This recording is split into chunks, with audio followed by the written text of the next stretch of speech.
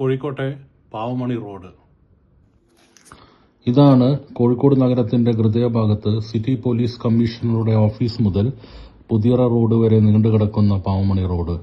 കോഴിക്കോടിന്റെ ഇന്നലകളിലെ പ്രമുഖ വ്യക്തിത്വമായിരുന്ന ബെഞ്ചമിൻ പാവമണിയുടെ സ്മരണാർത്ഥമാണ് ഈ റോഡിന് പാവമണി റോഡ് എന്ന നാമകരണം ചെയ്തിട്ടുള്ളത്.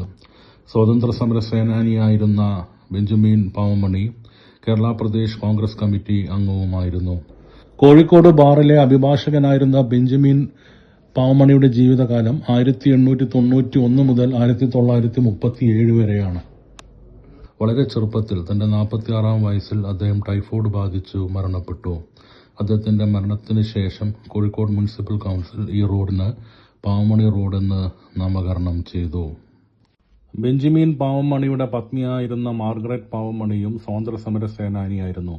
മഹിളാ സമാജത്തിൽ അംഗമായിരുന്ന മാർഗരറ്റ് പാവമണി സ്വദേശി പ്രസ്ഥാനത്തിലും വിദേശ വസ്ത്ര ബഹിഷ്കരണ സമരത്തിലും സജീവമായി പങ്കെടുത്തു.